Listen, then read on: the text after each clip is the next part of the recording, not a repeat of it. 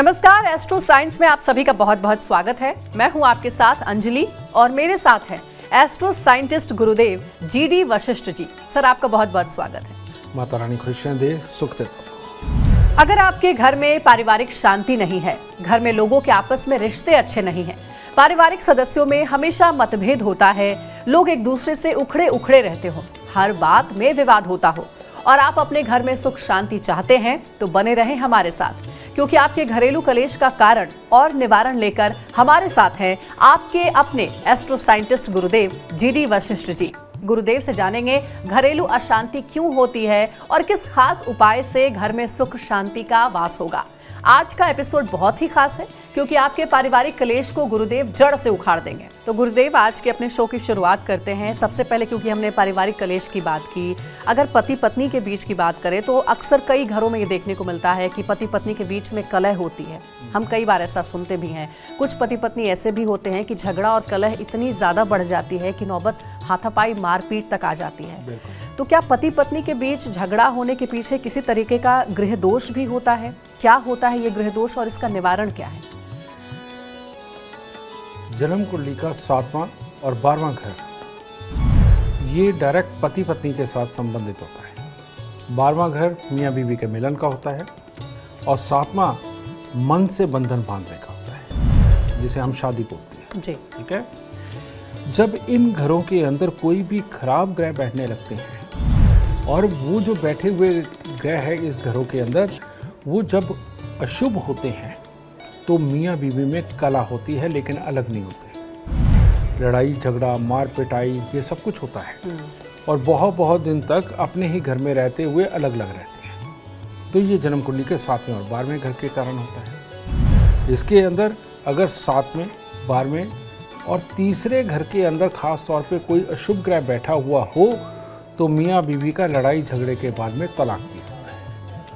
ये चीज़ इसीलिए हमारे संस्कारों के अंदर जो हमें हमारे दादी नानी परनानी के पास से जो एक संस्कार मिले कि गृहिणियों को सुबह सुबह नहा धो करके मंदिर ज़रूर जाना चाहिए। अब वो मंदिर जाएंगी तो खाली हाथ तो जाएंगी नहीं, और कुछ ना कुछ फूल फल मिठाई, ना घर पे ही बनाई हुई कोई मिठाई, ये लेकर के जब वो मंदिर जाती हैं तो 12वें घर की अशुभता को ये खत्म करने में सबसे उपयोगी एनर्जी बनती है। ठीक है।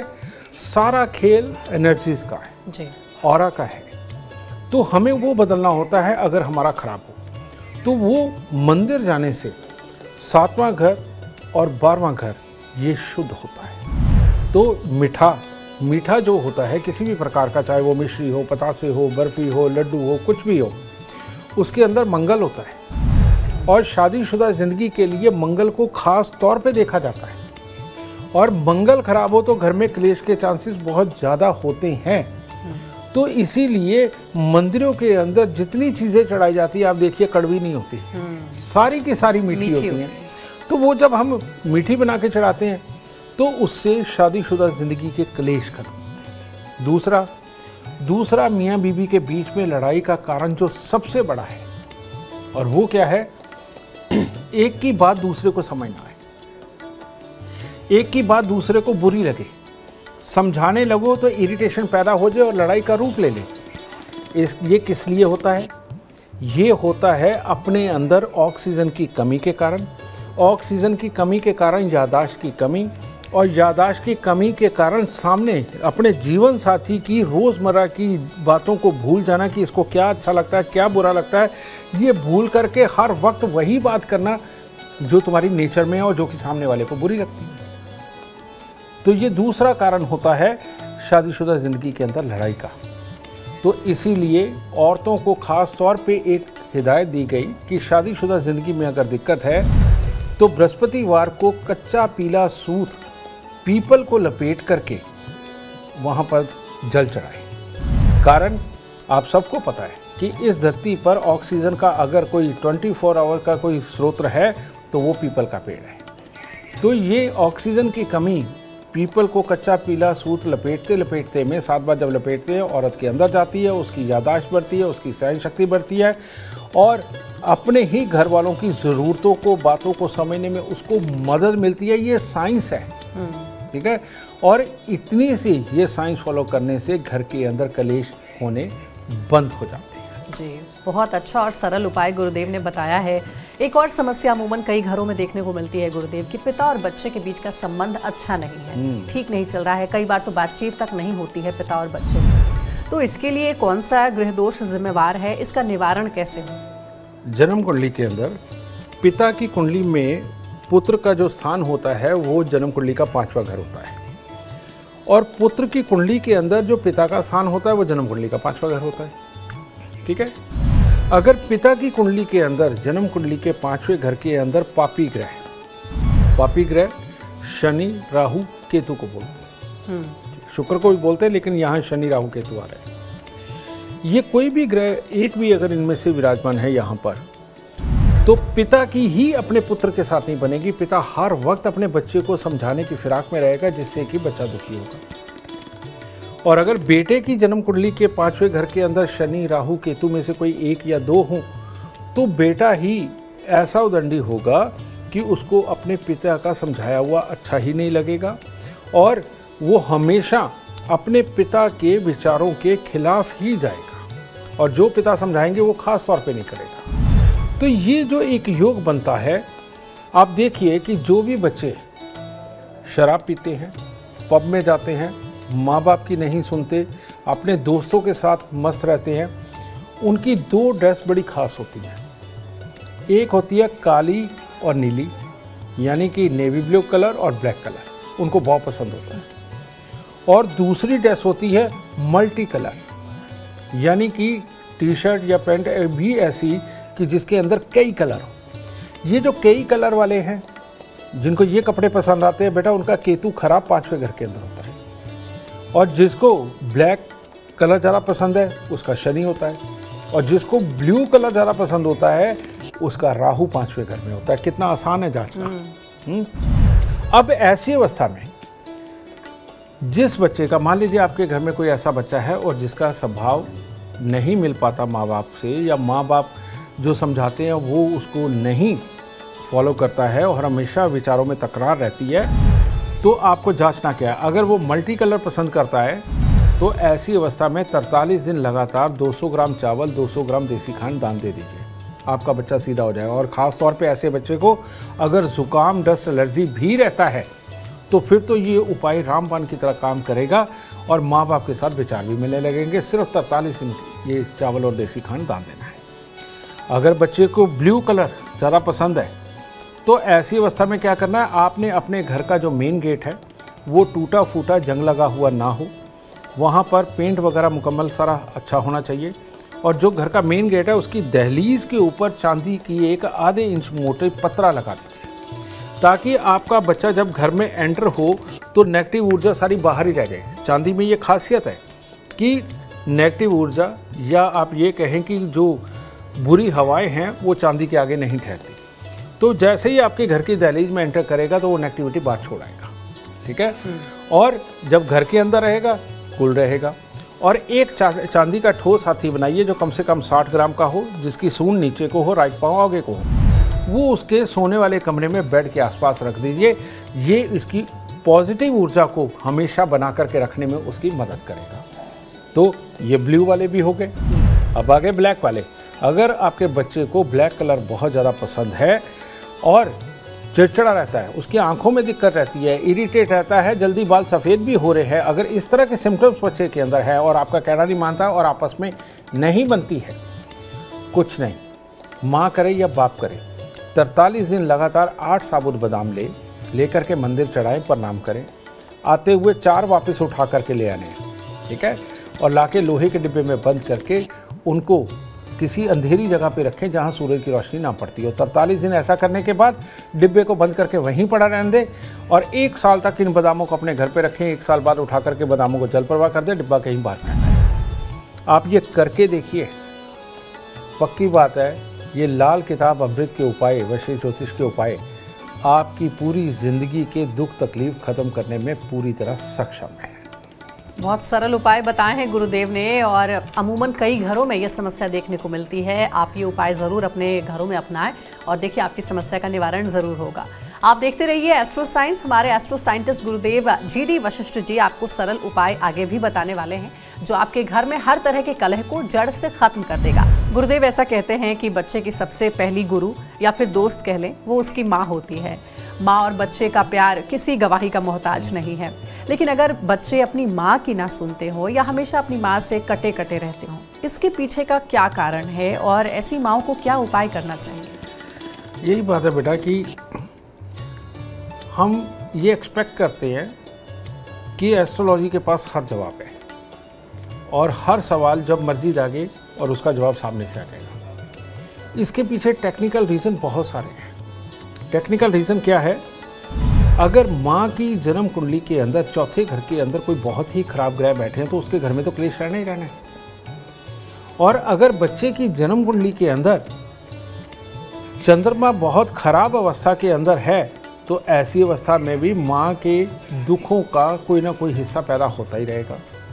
और बच्चे के लगन में या चौथे घर के अंदर कोई खराब ग्रह बैठे हैं तो माँ के साथ उसका कोई ना कोई टकराव वैमनस्य चलता ही रहेगा। अब ये दो चीज़ें हो गई। इसका मैं इलाज तो आपको दे रहा हूँ यहीं पे। खास तौर पे माँ के साथ में सारी ज़िंदगी बच्चे की बॉन्डिंग बहुत शानदार रहे और माँ और बच्चा दिल से एक रहे, चाहे वो लड़का हो चाहे वो लड़की हो।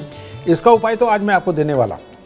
लेकिन आपको ये मैं कहना चाहता हूँ कि सारी दुनिया को उनका भविष्य बता करके सही यकीन दिलाने का काम हमने किया है और इसके लिए मैंने अपना नफ़ा नुकसान बिल्कुल नहीं सोचा और मेरे को सिर्फ आप लोगों के दुख से मतलब था।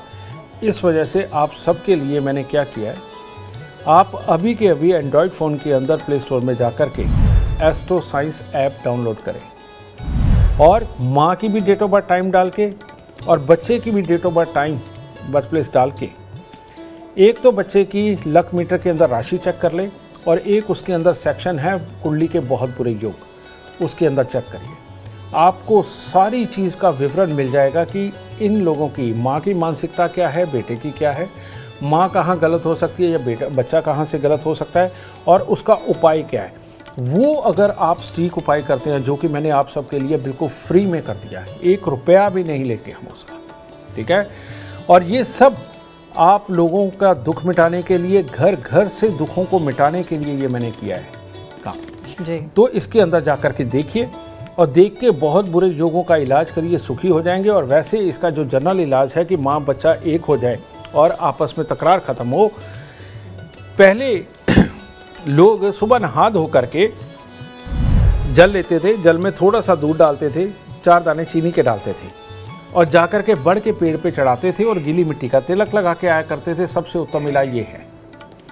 इसके अलावा अगर बड़ का पेड़ आपके घर पे नहीं, जैसे कि पहाड़ों पे नहीं मिलता, तो ऐसी अवस्था में आपने क्या करना है कि दूध में हलवा बनाना है, यानी कि सूजी भूननी है, घी के अंदर चीनी वैसे ही डालनी है। जब पानी डालने का वक्त आता है तब आपने उसके अंदर दूध डालना है और उसको पका लो।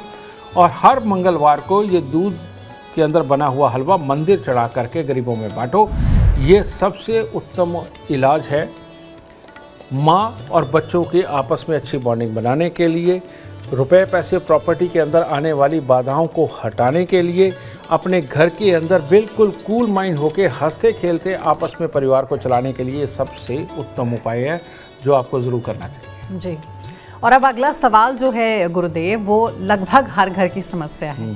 वो सवाल ये है कि कहते हैं कि शादी के बाद बहू जो है वो अगर किसी के सबसे करीब होती है तो वो अपनी सास के करीब होती है, लेकिन सास बहू की जो नोक झोंक है वो अगर बढ़ जाती है तो पूरा घर का माहौल मानो बिगड़ जाता है। ऐसे कौन से ग्रह हैं जो सास और बहू की आपस में नहीं बनने देते हैं? उनका वैचारिक मतभेद बड़े झगड़े में बदलकर रोज घर का माहौल खराब कर देता है, और इसके लिए क्या खास उपाय हैं जिससे कि सास और बहू में प्यार बढ़े, कभी तकरार ना हो?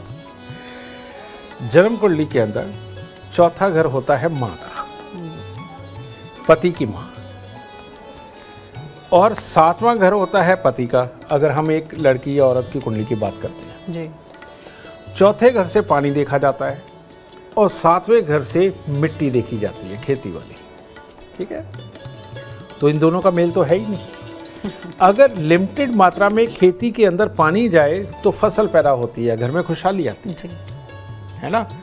इसको आप ये कह सकते हैं कि अगर सास का इंटरफेरेंस थोड़ा कम रहे तो घर में खुशहाली ज़्यादा अच्छी रहती है, ठीक है।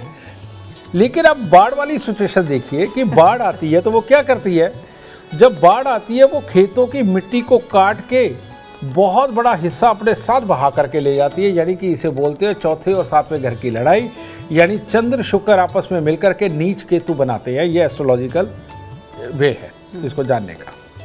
तो ये पानी और मिट्टी की जो लड़ाई है यही सास और बहू की लड़ाई है जी, ठीक है। इसके अंदर हमें देखना क्या है, अब हो सकता है बहू गलत हो सकता है सास गलत हो, तो ये चीज़ है।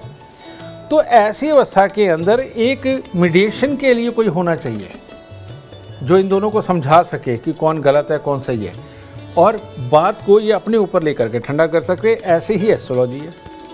कहते हैं दो दुश्मन ग्रह अगर आपस में मिल रहे हैं तो बीच में एक ग्रह ऐसा बैठा दीजिए जो इसका भी मित्र हो इसका भी मित्र हो, तो ये लड़ाई बंद हो जाती है। ये बड़ा मुश्किल संयोग भी है गुरुदेव, हाँ, जो आप कह रहे हैं। नहीं, मैं इसका अभी बताऊंगा कि हमारे संस्कारों में इसे कैसे किया गया जी। हमारे संस्कारों के अंदर सबसे पहले लड़की को दहेज के अंदर चांदी देते थे ज़्यादा, ठीक है। अब लोग अमीर हो गए, सोना देना शुरू कर दिया। अब जितना ज़्यादा दहेज के अंदर सोना आता है तो वो चांदी तो आई नहीं जी, ठीक है। उसकी वजह से बृहस्पति देव आ गए, जिसके कारण गर्मी रहती है, और लड़की को घमंड रहता है कि मैं पैसा गा लेके आई हूँ, मैं अमीर घर से आई हूँ। वो भी एक पंगा पड़ता है। एक ये, दूसरा, जो लड़की सिंदूर नहीं लगाती, माथे पे लाल रंग की बिंदी नहीं लगाती, और हाथ में वो जो चूड़ा पहनते हैं ये नहीं पहनती, बहुत जल्दी त्याग देती है, उसके घर में सास बहू की लड़ाई कंफर्म है, तय है, क्योंकि ये साइंस है। ये मंगल जब तक बहू धारण नहीं करके रखेगी तब तक बातों को सहने की शक्ति उसके अंदर डेवलप नहीं होगी, ठीक है। एक ये चीज़। चलिए, मॉडर्न ज़माना है, आप चूड़ा भी नहीं पहन सकते, सिंदूर भी नहीं लगा सकते, बिंदी भी नहीं लगा सकते, चलो मान लिया। एक काम कर लीजिए, एक चांदी की डिब्बी लीजिए, चांदी की डिब्बी में शहद भर लीजिए, और शहद भर के एल्फी वगैरह से उसको चिपका लीजिए ताकि वो शहद बाहर ना आए।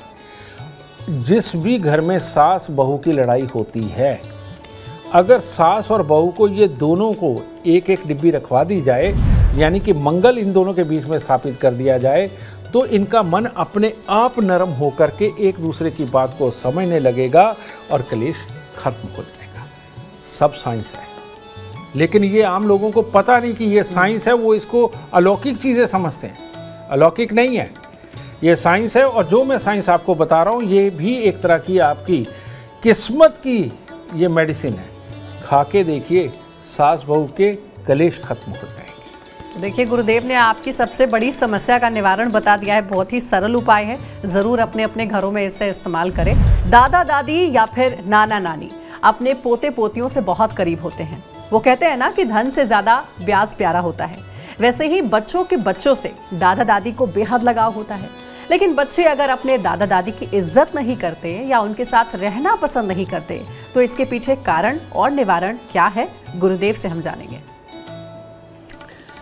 दादा दादी यानी बीच में दो पीढ़ी तक का फर्क है, माता पिता और उसके बाद दादा दादी। ये किन बच्चों की अपने दादा दादी के साथ नहीं बनती, मैं वो बताने जा रहा हूँ। ये साइंस है। ये भी जिन बच्चों की इम्यूनिटी कमज़ोर होती है, बहुत जल्दी उनको ज़ुकाम, डस्ट एलर्जी, खांसी ये लग जाती है ना। इन लोगों का बृहस्पति खराब होता है। या जिनके घरों के अंदर सांस, टीबी या पैरालाइज का बीज है, कहने का मतलब खानदान के अंदर किसी को रहा है, इन लोगों के भी दादा दादी के साथ बनने में दिक्कत आती है। इसके पीछे का रीज़न होता है बृहस्पति और राहु, ठीक है। राहु है धुआं, बृहस्पति है प्योर ऑक्सीजन।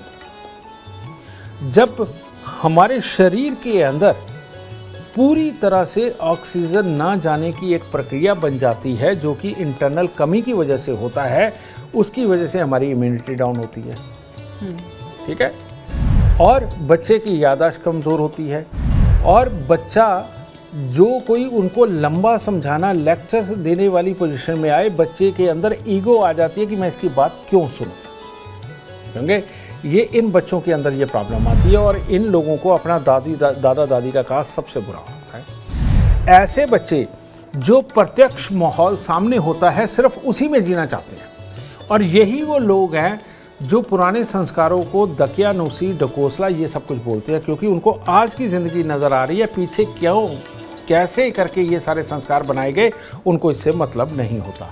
तो इसीलिए ये बच्चे पूजा पाठ को भी कम मानते हैं या दिखावे के लिए कर लेंगे, लेकिन अंदर दिल से ये दादा दादी की बात नहीं मानेंगे। तो ये एक दिक्कत होती है। इसके बाद अब ये तो कमी है, सही मायने में बच्चे में कमी है, और उसका जुकाम, डस्ट एलर्जी बार बार होना ये आपको बता ही रहा है कि इसकी इंटरनल मशीनरी में दिक्कत है। तो इसका इलाज क्या है? इस चीज़ को अगर आप ठीक करना चाहते हैं तो कच्ची हल्दी मिलती है।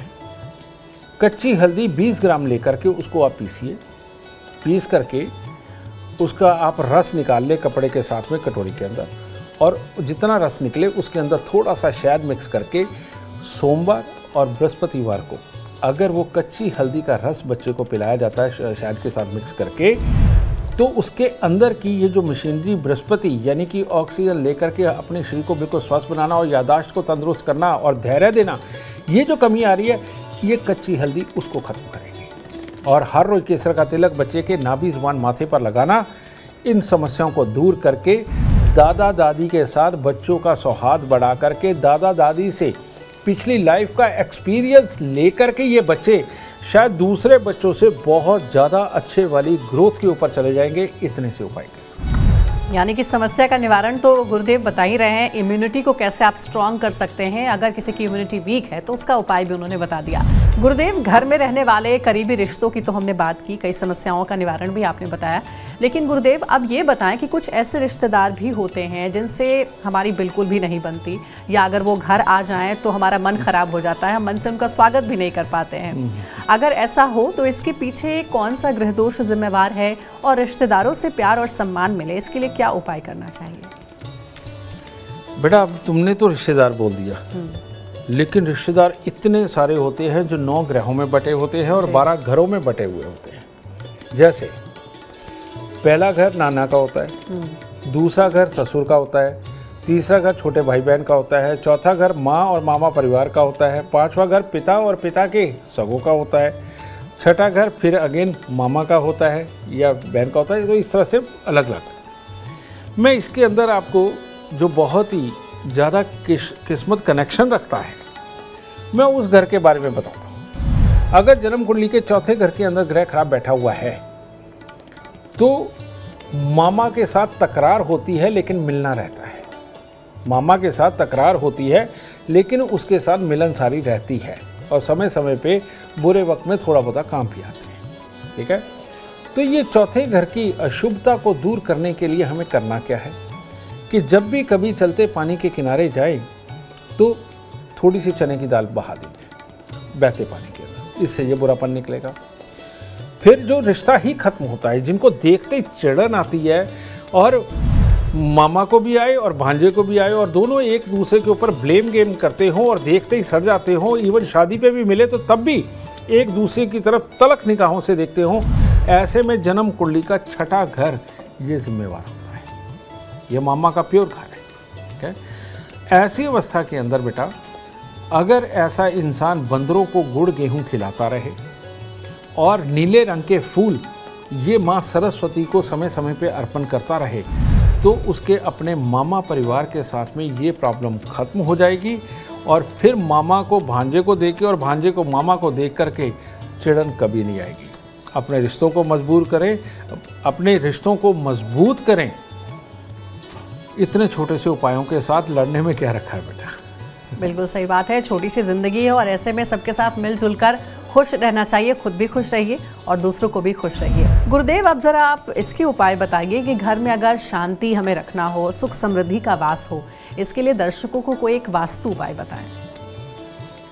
जन्म कुंडली का जो दूसरा घर होता है ये धन के लिए होता है, लिक्विडिटी के लिए, अपने कुनबे के लिए, ससुराल के लिए और हमारी वाणी के लिए जन्म कुंडली का दूसरा घर देखा जाता है।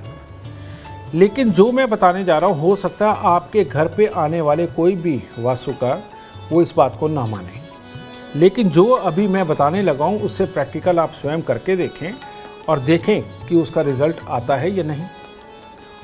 जन्म कुंडली का दूसरा घर यानी कि उत्तर पश्चिम, नॉर्थ वेस्ट, इसके अंदर अगर टॉयलेट हो, कबाड़ हो या ऐसी कोई अलमारी रखी हुई है जिसमें कबाड़ भर के रखा हुआ है, वॉशिंग मशीन हो, ठीक है, नहाने धोने का स्थान हो और वहाँ पर जंग लगा हुआ कोई चीज़ें पड़ी हुई हैं, या आपके नौकर ही उस दिशा के अंदर रहते हैं, तो आपके घर में बीमारी भी होगी, क्लेश भी होगा, पैसा आएगा लेकिन जाएगा कहाँ आपको पता भी नहीं चलेगा। आने में दिक्कत नहीं, वो आपके ग्रहों के से आ रहा है लेकिन टिकेगा नहीं। इसीलिए यहाँ पर कबाड़, टॉयलेट, बाथरूम, कबाड़ की अलमारी या नौकरों के रहने का स्थान ना हो, जो सफाई कर्मचारी, ठीक है।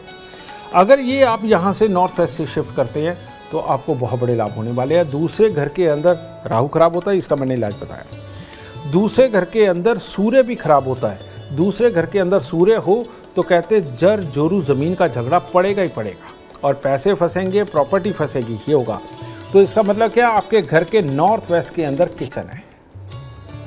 अगर नॉर्थ वेस्ट के अंदर किचन रही, वहाँ चूल्हा जलता रहा, तो जर जोरू ज़मीन का झगड़ा पड़ेगा, पैसा आएगा, आप प्रॉपर्टी पे लगाएंगे, उसके डॉक्यूमेंट में प्रॉब्लम निकल आए, बीच में आदमी प्रॉब्लम कर दे, कुछ भी कर दे, उसमें दिखते रहेंगी और बीवी बीमार रहेगी, आपस में क्लेश रहेगा और जिसको पैसा दे दोगे वो वापस नहीं मिलेगा। तो इसीलिए नॉर्थ वेस्ट के अंदर ना किचन, ना टॉयलेट, ना बाथरूम, ना कबाड़ वाली अलमारी, ये बिल्कुल नहीं होनी चाहिए। इसको हटा के देखिए, आपके मैक्सिमम दुख यहीं से खत्म होने शुरू हो। घर में हमेशा सुख शांति का वास हो और परिवार में एकता बनी रहे, गुरुदेव इसके लिए क्या कोई खास उपाय है या फिर कोई खास वस्तु जो कि घर में रखी जाए? ये एक बार में ही एक ही उपाय देकर के इस चीज़ को ठीक कर दिया जाए, ऐसा हो ही नहीं सकता। रोज हमारे टीवी चैनल पे अलग अलग ज्योतिष शास्त्री इस तरह के रोज उपाय देते हैं, लेकिन आप सबने भी आजमा के देखा होगा ये संभव है ही नहीं। लेकिन एक बात सत्य है कि जिस घर के अंदर पापी ग्रहों को सदा खुश रखा जाता है, किसको पापी ग्रह कौन से? शुक्र, शनि, राहु, केतु, ये धन देने वाले ग्रह हैं। शुभ ग्रह जो है धन नहीं देते, अशुभ ग्रह ही धन देते हैं। अगर हम इनके जानवरों को खुश रखें तो हमें ये अकल ज़रूर आ जाएगी कि किस बात पे लड़ना है, किस बात पे नहीं लड़ना, क्योंकि लड़ना भी ज़रूरी होता है। कई बार हक की बात होती है, कई बार सामने से गलत हो रहा होता है, उसका जवाब देना भी ज़रूरी होता है, ठीक है, उससे नहीं बचना, लेकिन बेमतलब की बातों से बचना ज़रूरी है, जिसके कारण घर में सुख शांति बनी रहे। तो आज आप सबको, आपके घर में रुपया पैसा आए, आपके बच्चे तरक्की करें, आपके आइडियाज़ सक्सेस हों, मियाँ बीवी का रिश्ता परफेक्ट रहे और घर के अंदर किसी चीज़ की कमी ना हो, उसका मैं उपाय देने जा रहा हूँ। और वो उपाय क्या है? वही हमारे दादी नानी के समय का उपाय। वो क्या? वो खाने से पहले 3 ग्रास निकालते थे, एक गाय का, एक कुत्ते का, एक कौवे का। तो ऐसे में आज के ज़माने में आपके बच्चे नहीं मान रहे, कोई बात नहीं, लेकिन घर की गृहिणी को क्या चाहिए? आज जब घर का खाना बनने लगा है सुबह के वक्त में, वो जो पहली रोटी तवे के ऊपर डाली है ना, उसको पका के उसको अलग रख दें और सबको खाना पीना खिलाए, सबको ऑफिस भेजे, स्कूल भेजे, और उसके बाद वो एक रोटी को आधी तोड़ के गाय को दे दे, आधी कुत्ते को डाल दे और आधी छोटा छोटा चूरा करके कौवों के लिए डाल दे। जो गृहिणी ये वाला उपाय रोज नहीं भूलेगी, आप इसी 1 साल के अंदर देखिएगा, घर के अंदर पति के सुख को वाच करके देखिए, बच्चों के सुख को वाच करके देखिए, पैसे के सुख को वाच करके देखिए, और जो लोग तुम्हारे को पहले साथ नहीं देते थे और तुम्हारी बात को अहमियत नहीं देते थे, किस तरह से वो चल चल के आपको आकर के अहमियत देने लग जाएंगे। ये आप करके देखिए। ये लाल किताब का अमृतमयी इलाज है और ये करने से आज की डेट में लाखों करोड़ों घर सुखी हो चुके हैं और आपको जल्दी सुखी हो जाना चाहिए ये उपाय करके। तो गुरुदेव के उपाय आप आजमा कर देखें, देखना कैसे घर से आपके कलह, कष्ट और परेशानियां कोसों दूर भाग जाएंगी। उम्मीद करते हैं आपको आज का विषय पसंद आया होगा। कल आपके सामने लेकर आएंगे एक और विषय जो आपकी कॉम्प्लिकेटेड लाइफ को बना देगा आसान और खुशियों से भरपूर। अगर आप हमारे गुरुदेव से मिलना चाहते हैं या पर्सनली बात करना चाहते हैं तो हमें आप कॉल करें 9999990522 पर। फिलहाल समय हो गया है आपसे इजाजत लेने का। आप बने रहे हमारे साथ और हमारे एस्ट्रो साइंटिस्ट गुरुदेव GD वशिष्ठ जी के साथ। देखना ना भूले एस्ट्रो साइंस रोजाना सुबह 8 बजे। नमस्कार।